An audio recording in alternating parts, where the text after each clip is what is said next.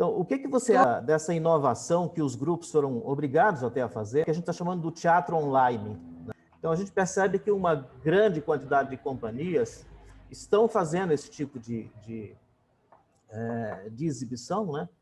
Você considera que isso é uma coisa que veio para ficar, que isso, você já tem um conceito sobre esse tipo de teatro, ou se é teatro, ou se é audiovisual? Como é que você vê essa questão? Então, eu penso o seguinte a respeito disso. Eu acho que isso está permitindo muitas experimentações muito interessantes, não é? É evidente, eu não tenho muito essa preocupação se chama isso teatro, cine-teatro, vídeo-teatro. Isso, a denominação da coisa não me interessa muito, me interessa um pouco entender como espetáculos que estavam em cartaz agora estão sendo traduzidos para essa nova linguagem, como espetáculos que estavam previstos para estrear no palco, de repente estão sendo revisados, revisitados para estrear nessa linguagem. Eu acho que isso é um exercício interessante, de qualquer maneira, porque você está, de alguma forma, repensando o próprio teatro com isso, do ponto de vista da organização formal dessas peças, desses espetáculos, e fazendo essa transcriação em outra linguagem, porque esta é uma linguagem audiovisual. Não importa como eu a denomine, se eu a chamo de teatro, vídeo cinema, como eu disse, mas é uma linguagem audiovisual, não é? E ela tem características específicas. Então, a diferença entre fazer o teatro na plataforma, fazer metade ao vivo, metade com materiais pré-filmados, filmar na cena e trazer esse material para a sala de edição. Então, todas essas possibilidades, eu acredito, eu acho que são exercícios muito interessantes. Se isso vai ficar, eu acho que muita coisa vai ser incorporada no próprio teatro, eu acho, e acho também que muitas dessas aquisições vão criar um outro canal de comunicação que não é exatamente o teatro na sala, mas que tem alguma relação. E eu não veria, por exemplo, nada demais se houvesse peças que têm uma versão no palco e uma versão para mídia audiovisual. Eu vejo isso como uma possibilidade, sim. Eu estou muito encantada com o alcance disso, não é? Porque, às vezes, você levar, principalmente o teatro mais experimental, o teatro com menos recurso, ele não consegue alcançar um público muito grande. E você, de repente, assiste aqui a pequenos experimentos, pequenos trabalhos, pequenos no sentido de que eles não são ambiciosos, que eles querem justamente fazer essa experimentação, e você tem uma plateia de muito alcance, né? Então, isso me interessa também, né? Perceber que, de alguma maneira, isso não talvez faça, né? Talvez faça aumentar o público de teatro, não o contrário, né? Acho que Então, são todas hipóteses, né? Eu não quero aqui ficar adivinhando como vai ser, mas é certo. como eu vejo. Na verdade, aumentou a plateia, né? Porque você hoje faz um evento desse para o Brasil inteiro. Você não fica limitado a uma Uhum. sala de teatro com 200, 300 pessoas. Então, ela está... Agora, outras pessoas já consideram que isso não é teatro e que uma coisa é uma coisa, é audiovisual, e o teatro é o teatro, com a presença física, naquele mesmo instante onde o ritual acontece, né? Que isso é uma outra linguagem. Pode ser saudável, pode durar, pode ficar, mas que ela tem uma outra característica que está muito mais próxima do audiovisual. Mas tudo bem, é uma posição interessante que você colocou, que também acho que pode ser que amplie até a possibilidade, né, dos grupos aumentarem o seu público, né, para que eles possam divulgar mais os seus trabalhos, que ficam muitas vezes ali em pequenos guetos que não saem, né, que não se expandem. Me fala uma outra coisa, um outro tema que a gente tem debatido bastante também, porque como a gente está trabalhando com teatro de grupos, né?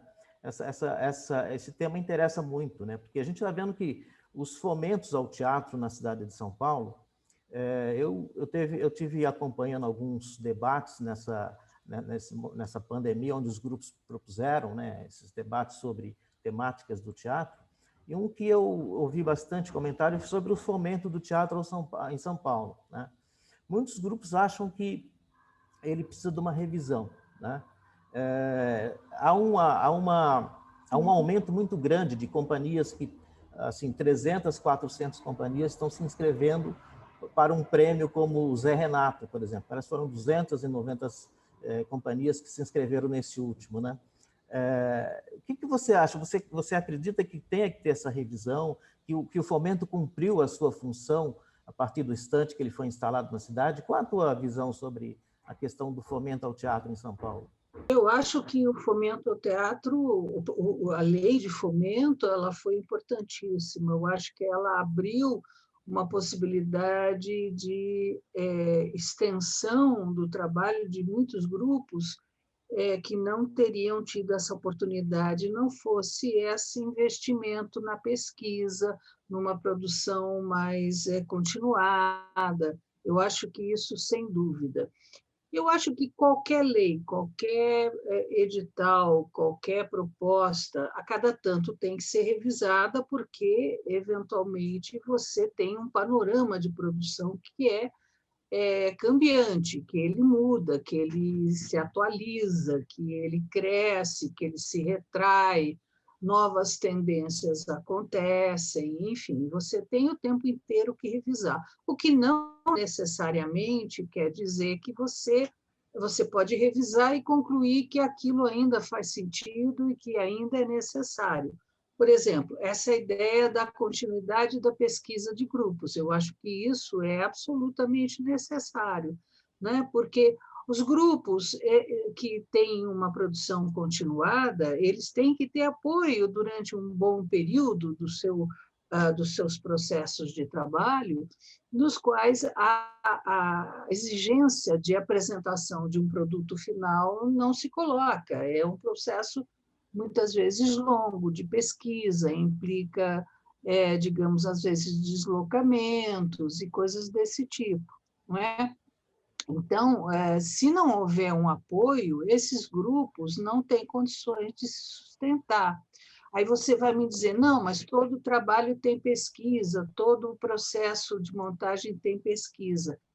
Eu acho que nós estamos falando de dois processos de pesquisas diferentes, né? Para mim, o que importa é o trabalho que nasça de uma pesquisa e que ele se desenvolve a partir de uma série de procedimentos e de práticas, né?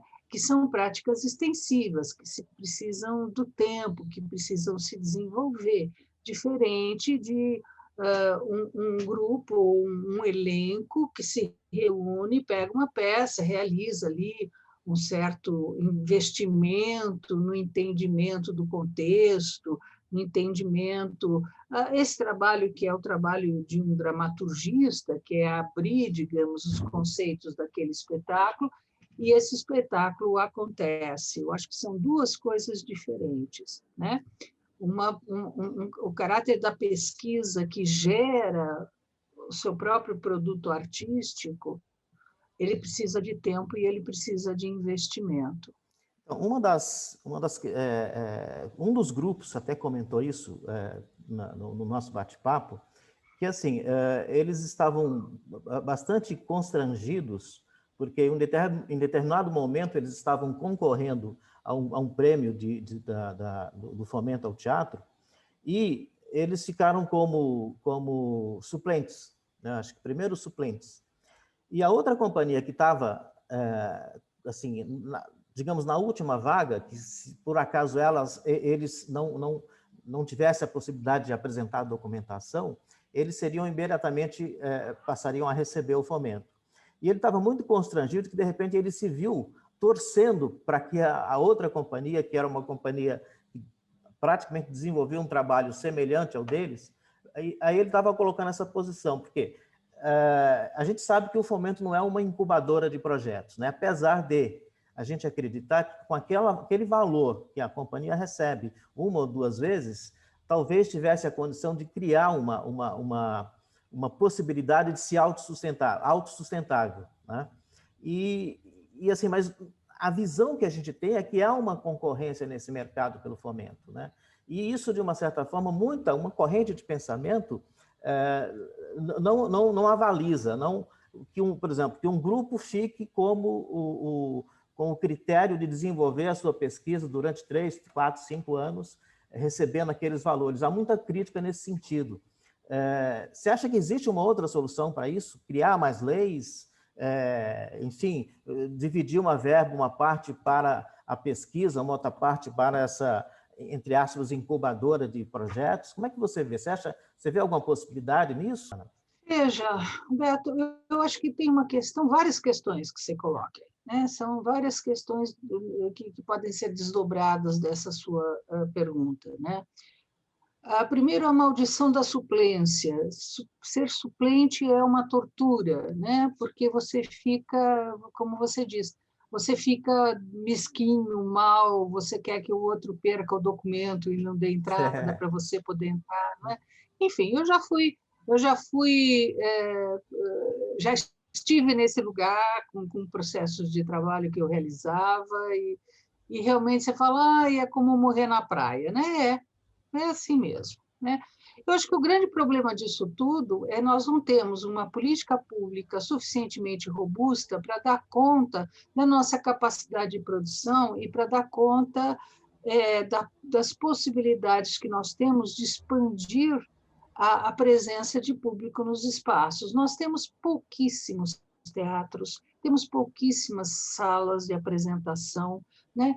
Todos os editais que existem somando não dão conta da produção. Muita gente que produz trabalhos interessantes, que tem um projeto de pesquisa, fica de fora, porque, de repente, de fato, o bolo é muito pequeno, não é? E se nós pensarmos numa possibilidade de efetivamente ampliar as nossas plateias para além, digamos, desses poucos teatros no centro, o que tem como investimento público é muito baixo, né? É muito pequeno. Então, nós estamos aqui nos degladiando, né, para ver se cada um consegue uma migalha, e quando nós deveríamos, de fato, observar que, no contexto da produção, por exemplo, de uma cidade como São Paulo, o que vai investido em recursos para a produção e para a difusão, porque eu acho o seguinte, você não precisa fazer um trabalho de pesquisa, você é um produtor independente que quer produzir peças, e que você tem lá um certo público que você entende que seja público para o seu espetáculo, e você não precisa fazer de conta que você tem um projeto de investigação e de pesquisa. Eu acho que são duas realidades de produção diferentes que convivem, não é? Você fala assim, bom, você tem, por exemplo, os musicais, né? Não estou falando desses musicais importados que vêm para cá e simplesmente a gente copia, né? Faz xerox do que eles fizeram lá fora. Mas nós temos, por exemplo, uma produção de musicais extraordinária, com motivos brasileiros e com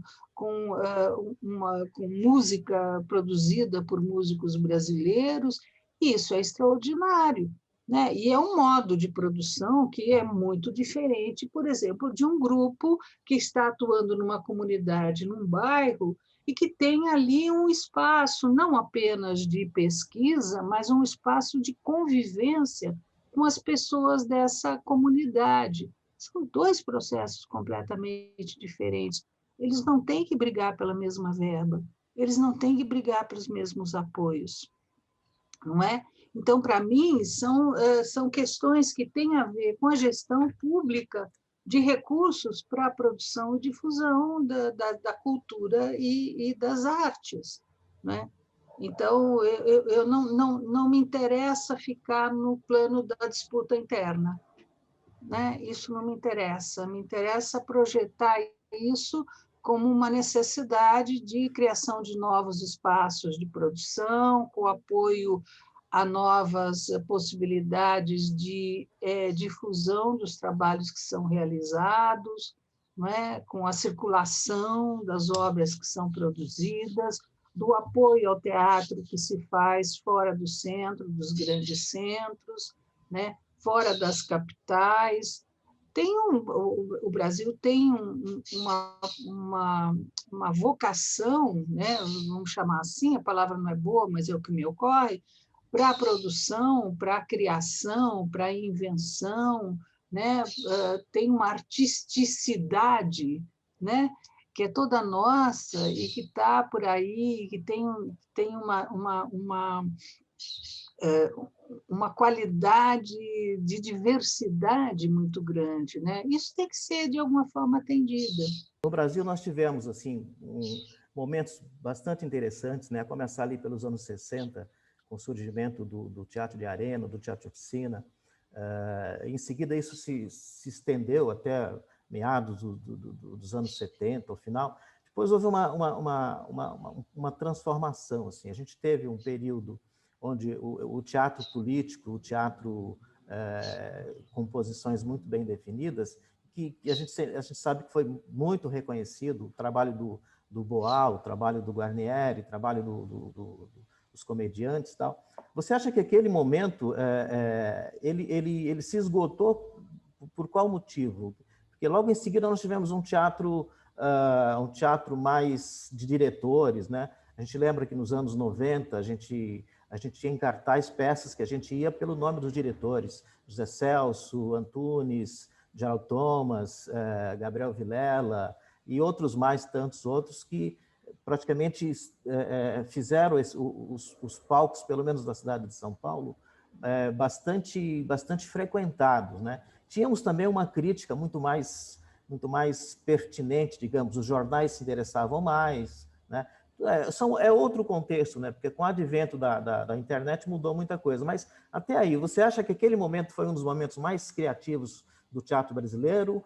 Você acha que hoje nós temos alguma coisa acontecendo nesse sentido, não da coisa política, mas da coisa do teatro inovador, do teatro comprometido? Como é que você vê isso? Não tenho dúvida quanto a isso, né? Bom, primeiro respondendo ao começo da sua pergunta, o que houve foi uma coisa chamada ditadura, censura, repressão, falta de apoio para a produção, ou seja, os anos 70, né, o final dos anos 60 foi extremamente vigoroso do ponto de vista da produção, né? Se nós pensarmos nos grupos, arena, oficina, se nós pensarmos nos festivais, né? Assim, nos festivais, agora há pouco vi uma homenagem a Ruth Escobar, era tão maravilhoso aquele espaço que nós tínhamos, né? Com aqueles espetáculos Sim. que vinham de fora e que eram espetáculos potentes, Fúria de Baus, pela primeira vez veio ao Brasil, enfim, havia uma efervescência que depois foi sufocada, né? Foi sufocada, quer dizer, os anos 80 são anos em que o teatro de grupo, não que ele tenha deixado de existir, né? Os anos 70 até os 80, você registra, eu mesma registrei disso em livro, registra a presença de grupos que têm uma persistência, uma continuidade, olha aí o União e Olho Vivo, né? Que atravessou todo esse período e continuou produzindo, né? Outros grupos. E os anos 80, apesar dessa dominante do encenador, que não é só aqui, isso aconteceu também em outras partes, mas essa dominante do encenador, digamos, se ela empalideceu um pouco o movimento de teatro de grupo, ele não deixou de acontecer. Por exemplo, o grupo Galpão nasceu nos anos 80, né? E, evidentemente, à medida que foi avançando o processo de abertura democrática, os grupos voltaram a habitar as ruas, algo que tinha sido totalmente eliminado como possibilidade, eram atividades de alto risco, né? E eles voltam, digamos, a reatar essa tradição de teatro de grupo, a se reconectar com essa tradição de teatro de grupo, que para mim tem uma dimensão, inclusive, que vai para além do Brasil, ela é latino-americana, né?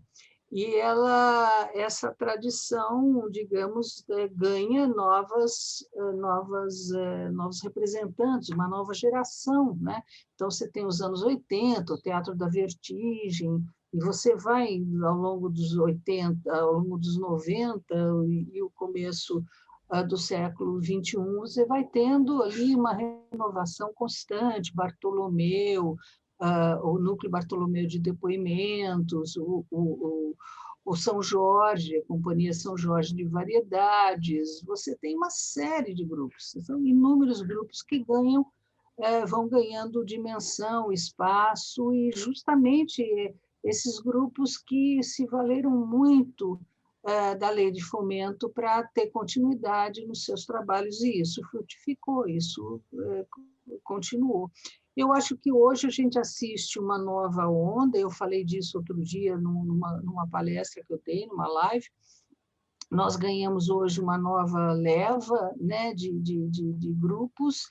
Eu acho que existe, sim, uma dominante política muito forte, que vem, digamos, por um lado, das reivindicações, digamos, de grupos que estão buscando ter espaço e voz no panorama da produção, mais especificamente os grupos que trazem a teatralidade negra, que trazem as teatralidades feministas, que trazem as reivindicações expressivas dos grupos LGBTQIA+, não é? Você tem grupos de comunidade muito importantes, Topobalaio, Clariô, que são grupos que estão animados, digamos, por esse espírito da comunidade, em seus locais de formação. Você tem hoje, eu acho, uma produção extraordinária que, aos poucos, vai vindo e ganhando espaço de expressão, né? Coletivos negros,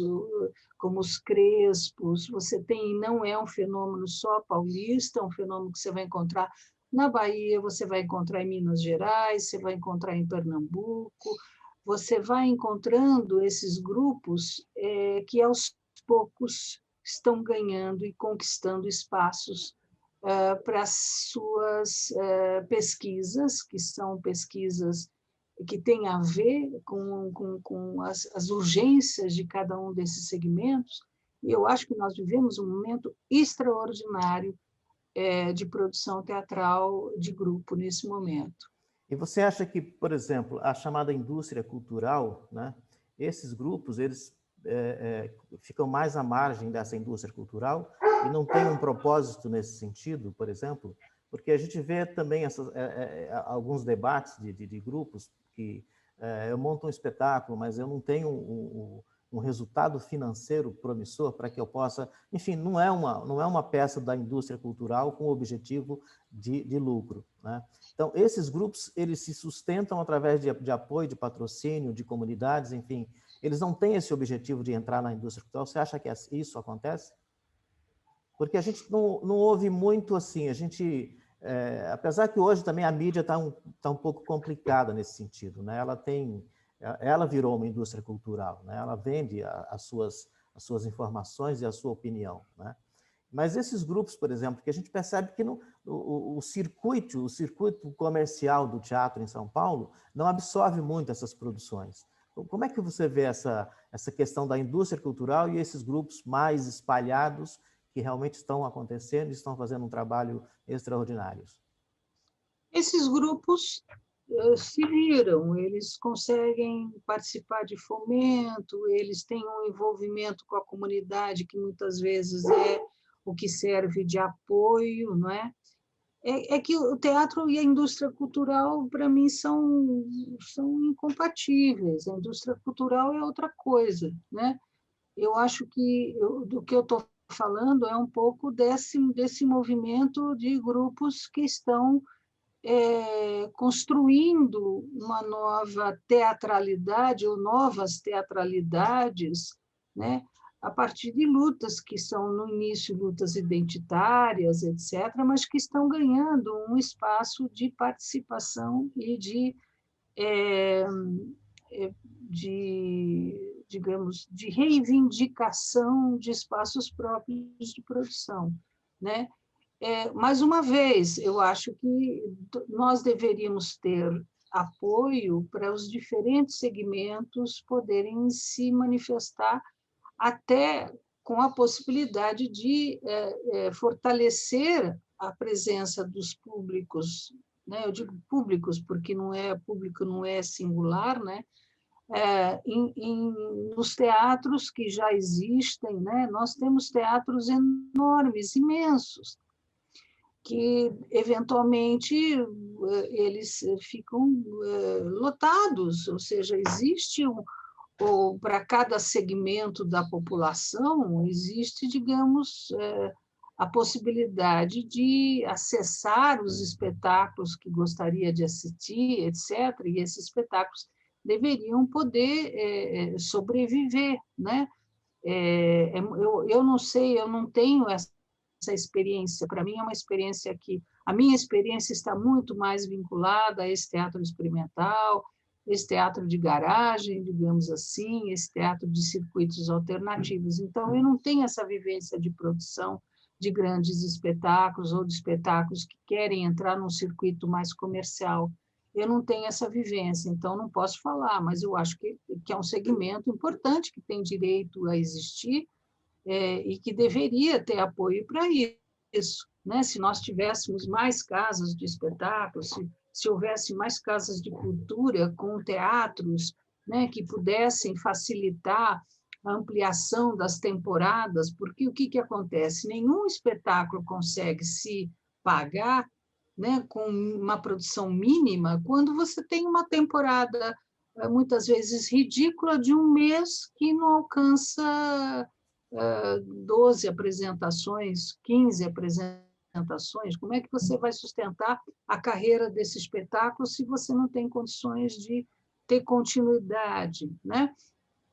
Como a gente vê, por exemplo, na Europa, nos Estados Unidos, que são espetáculos que ficam um ano em cartaz, né? A gente não creio, eu não tenho esse dado, não sei, mas eu duvido que tenha algum espetáculo em São Paulo que dure mais do que 2, 3 meses, e isso considerado um sucesso estrondoso, e ainda assim não paga a sua produção, né? Então, tem o espetáculo do Antônio Fagundes, o Baixa Terapia, né? Inclusive, o Antônio Fagundes é uma das pessoas que ele renega os fomentos da vida. Ele acha que o fomento fez muito mal ao teatro. Eu já ouvi ele fazer várias declarações nesse sentido, porque ele acredita que o fomento acabou tirando o foco das produções teatrais, passou a não ser mais um bom investimento para quem trabalhava nesse segmento, e também porque ele acaba assim, né? O fomento ele acaba propiciando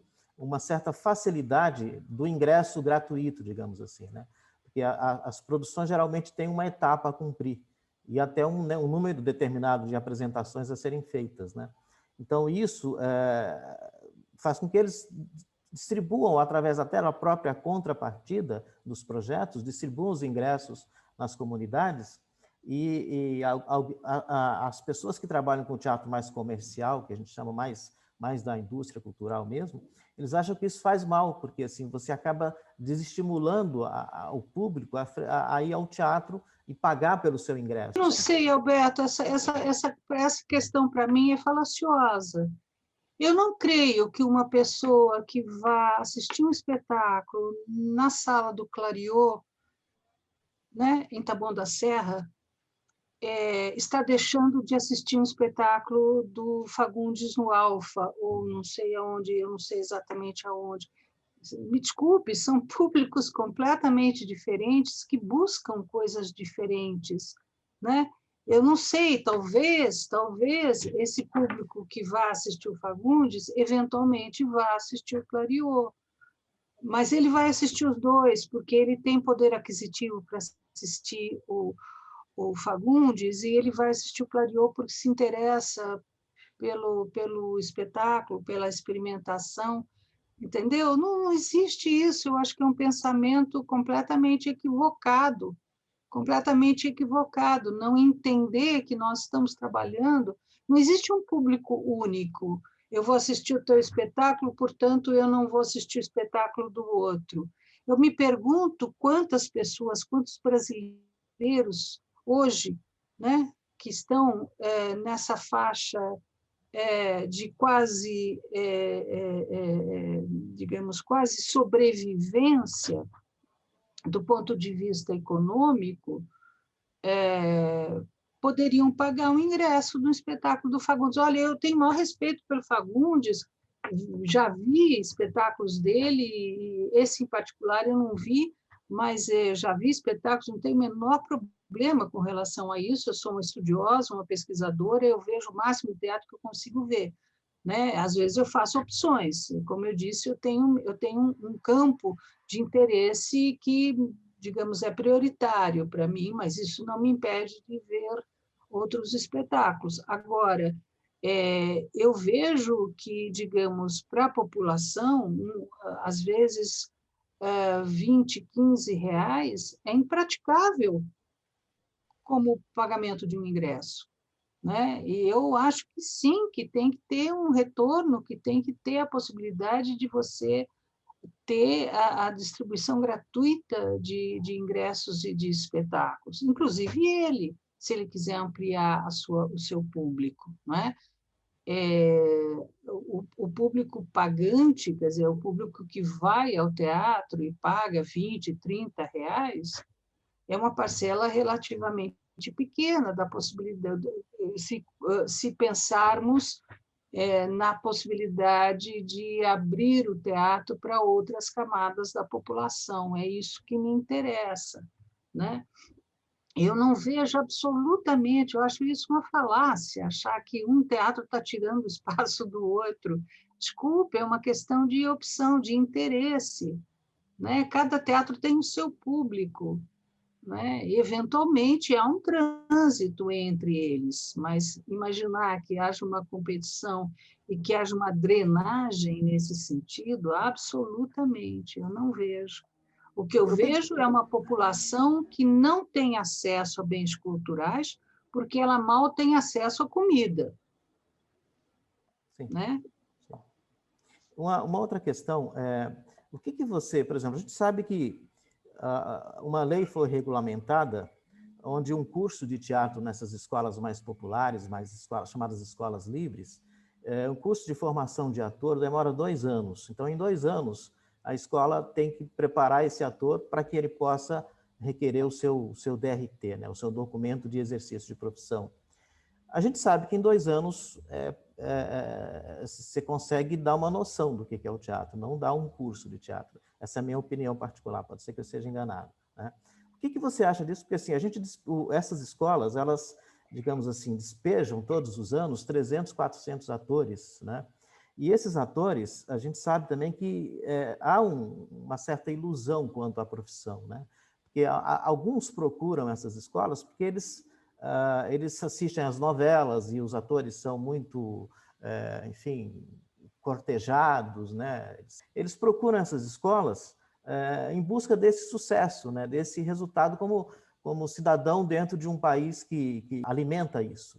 O que você acha dessas escolas? O que você acha assim, porque é óbvio que um conceito, você trabalhar numa comunidade é uma coisa e trabalhar com essa visão de entrar numa escola, se tornar um ator e entrar na Rede Globo é outra, né? Assim, são visões diferentes. O que você acha dessas escolas? Na verdade, o que você está me perguntando é uma coisa muito delicada, porque eu pertenço a uma escola, né? Eu pertenço à Escola de Arte Dramática da USP portanto, não me sinto muito à vontade de julgar outras escolas. Então, eu vou falar da minha escola. A EAD tem os cursos da EAD são de 3 anos e meio, sendo que ainda tem um período de estágio, ainda tem a produção de um estágio, né? O que daria, na verdade, 4 anos ou 4 anos e meio de formação. E eu digo que isso é muito pouco. Né?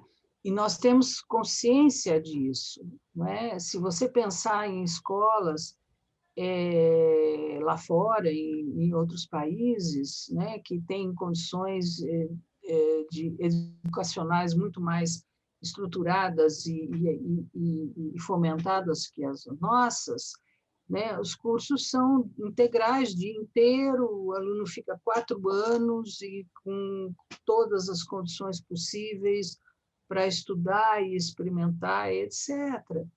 Nós estamos, digamos, tentando dar um mínimo de formação no sentido de garantir a esse aluno a possibilidade de continuar por sua conta e enquanto ele desenvolve a sua carreira, dele continuar estudando. Quer dizer, você, na verdade, está dando, digamos, uma base para que ele possa, muitas vezes é mais metodológica do que propriamente artística, técnica, né? Para que ele possa seguir avante, né? Com certeza, nós temos muita clareza disso, né?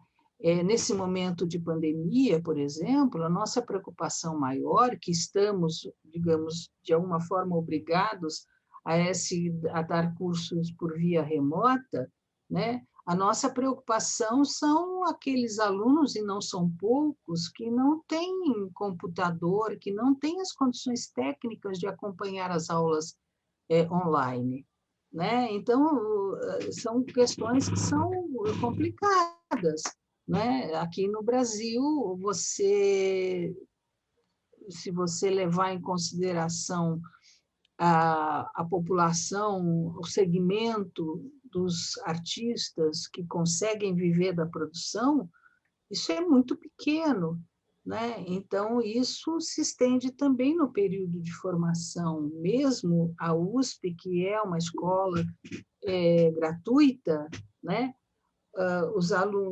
Muitos alunos trabalham para poder sobreviver, porque tem que bancar, digamos, a família, muitas vezes, ajudar na casa, né?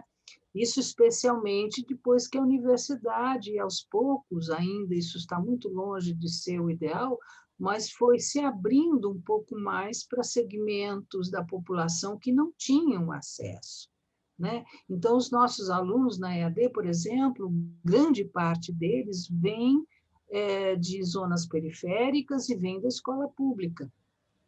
E isso é um retrato atual da escola, né? E esses alunos têm que se sustentar, eles têm que garantir, muitas vezes vêm de fora, de São Paulo. Então, digamos, essa formação é muito incipiente, mesmo em uma escola como a EAD, que, digamos, tem todas essas vantagens que, de alguma forma, eu nomeei, né? O ideal seria, sim, que houvesse bolsas de estudos para que esses estudantes pudessem ter o mínimo de tranquilidade para desenvolver o seu trabalho, que é o trabalho do estudante, que é estudar, né? A IAD ainda tem o critério de o número de vagas por ano, por curso, é assim que funciona? Por ano ela tem um número de alunos que ela consegue Sim, absorver, sim. né? Porque a IAD é Sim, nós referência não já há temos muito tempo, né? condições nós não temos condições, nós temos 20 vagas por 20 ano, vagas por gostaríamos de ano. ter mais, sim, são 20 vagas por ano. Nós gostaríamos de ter mais, mas nesse momento também não temos condições de ampliar isso. Nosso corpo docente está bastante reduzido, porque há uma política de Estado da educação, de alguma forma, não tivemos, digamos, reposição de vagas, professores que se aposentaram, saíram das escolas, as suas vagas não foram preenchidas, né? Porque isso é uma política, de certa forma, de esvaziamento da educação, de sucateamento da universidade, né? Então, nós lamentamos muito, nós gostaríamos de ter mais vagas, inclusive gostaríamos de poder ter mais um período de escola, porque a IAD continua sendo uma escola noturna, né? O que é bom, porque tem esses alunos, como eu digo, que Possibilidade de trabalhar, trabalham, né? né? Uhum. Mas à noite, mas a gente gostaria de ter um período vespertino, matutino, enfim. mas é impossível nas dadas condições. Quer dizer, isso fica ainda como uma luta, um horizonte para o qual nós temos que nos esforçar e trabalhar muito para que aconteça. Você falou essa coisa do desmonte, né? Então a gente percebe que esse desmonte está acontecendo em praticamente todas as áreas, né? Na ciência, na educação, na cultura. Como é que você vislumbra um futuro aí? Nós temos mais 2 anos. Bom, meu amigo, é uma situação muito difícil. O que eu tenho uma expectativa, ela é bastante forte, que é a de que a população se dê conta de que essa ideia neoliberal, né, de Estado mínimo, né, que ela se dê conta agora de que ela podia não ter mais o SUS, que esse SUS já podia ter sido descartado, como era a intenção deste governo, né? Estava trabalhando para isso, né? O governo trabalhava para desmonte, o Ministério da Saúde trabalhava para o desmonte do SUS, né? O Ministério da Educação trabalha para o desmonte da educação pública, porque quer abrir espaço para a educação privada, né? As reformas de previdência são feitas para que o Estado não tenha que arcar com nenhum tipo de apoio, de suporte para os aposentados, mas que eles fiquem à míngua, enfim, que as pessoas se deem conta de que Estado mínimo, não é? Para países um pouco mais resolvidos que o nosso, se é que isso é possível. Eu não sou economista, mas eu vejo que o que as pessoas têm que entender é que esses desmontes vinham acontecendo e parecia que a população não se importava com isso.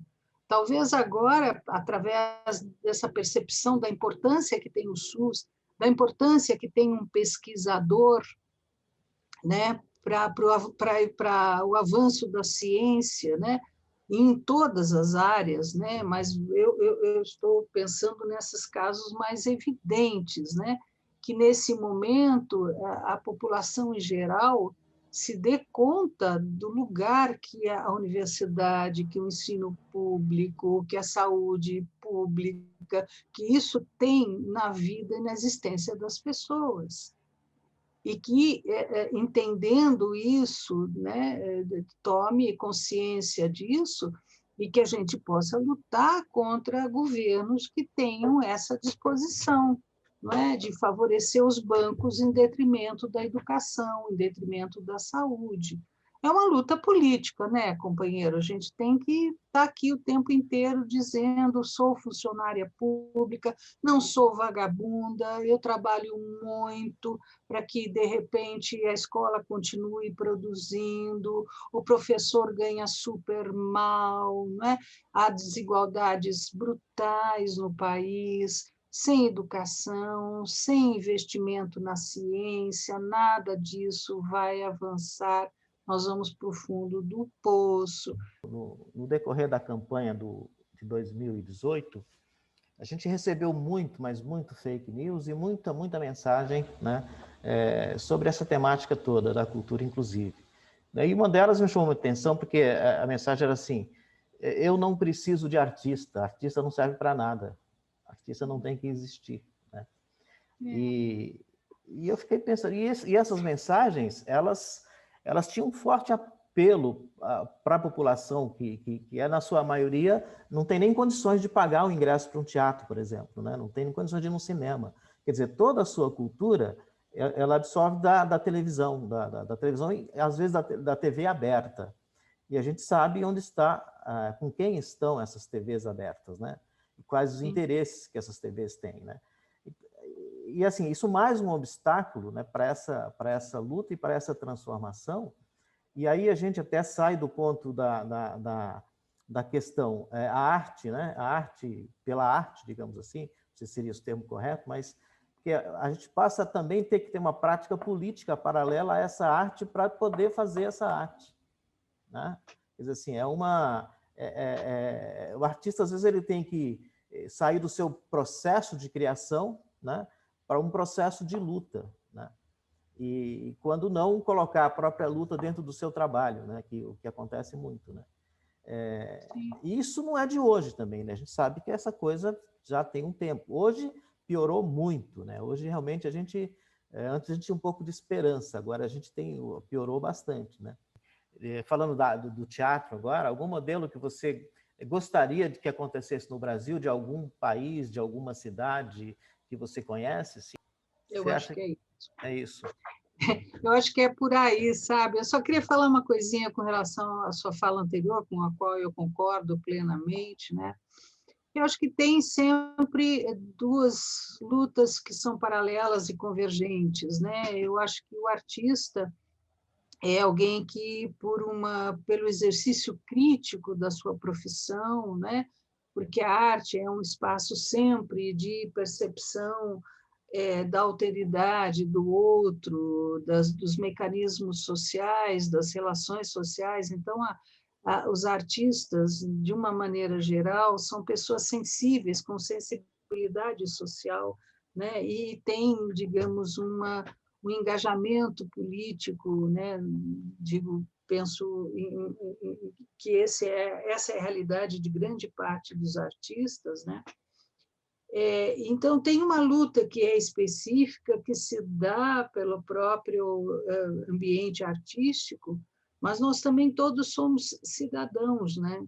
Então, como cidadãos, a gente tem que levar essas lutas também, né? A arte não pode ser um lugar de conforto, né? A gente tem que estar brigando para que a realidade social também evolua, avance, né?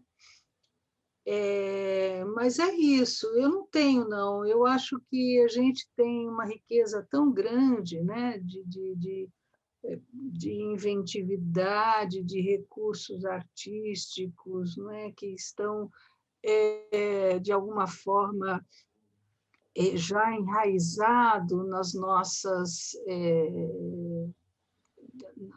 digamos, as nossas matrizes culturais, se chamar assim. Enfim, nós temos uma musicalidade muito linda, nós temos uma teatralidade muito linda, né? Nós temos uma competência cinematográfica, nós temos tanta coisa. O meu desejo é que a gente tenha condições de poder desenvolver isso, para além dos limites apertados, estreitos, né?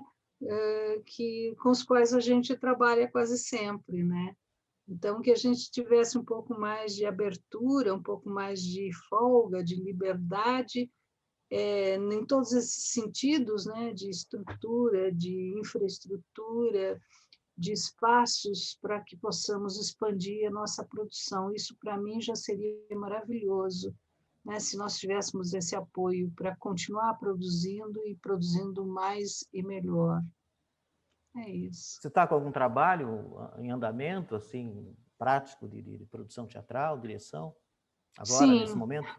sim, eu estou passando por esse período de adaptação. O último espetáculo que eu dirigi, que foi a partir de um texto do Strindberg, A Mais Forte, que resultou num espetáculo com 3 atrizes, que chama Senhora X, Senhorita Y.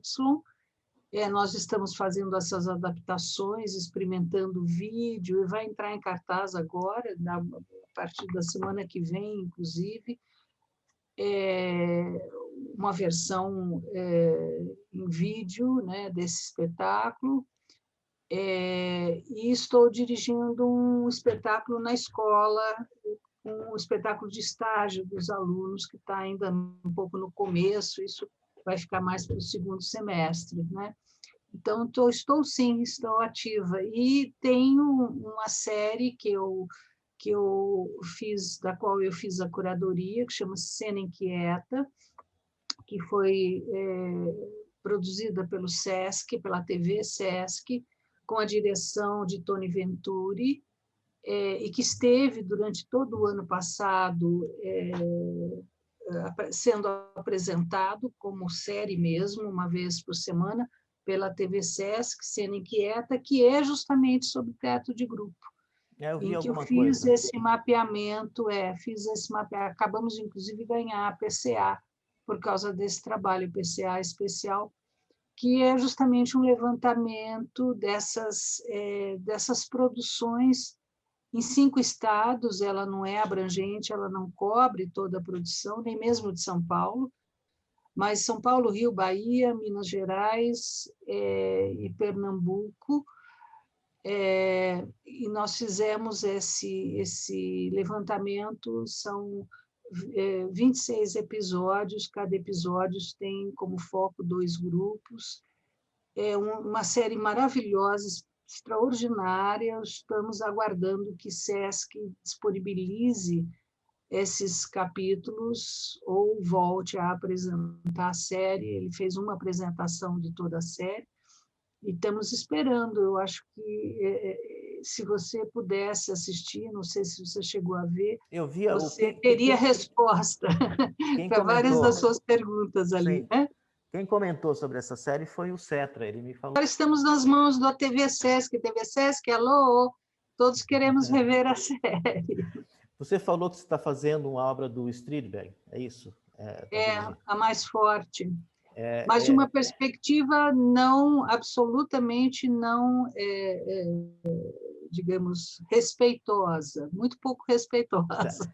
Eu lembro que eu li alguma coisa numa das obras dele, eu não sei se sobre ele ou dele, que falava o seguinte: as novas gerações estão cheias de afazeres, nada foi feito ainda. Você concorda com isso? Uma fase de impacto, né? Digamos que sim. Sim, isso é uma forma de dizer há muito o que fazer ainda, né? Sim, sim. Vamos arregaçar as mangas. Nada está pronto, né? Nada está pronto. Aí, foi um prazer conversar contigo, Silvana, e obrigado por tudo, por essa colaboração com a gente. Espero que a gente consiga fazer coisas novas em breve também. Com certeza. Tá bom? Tudo de bom para você.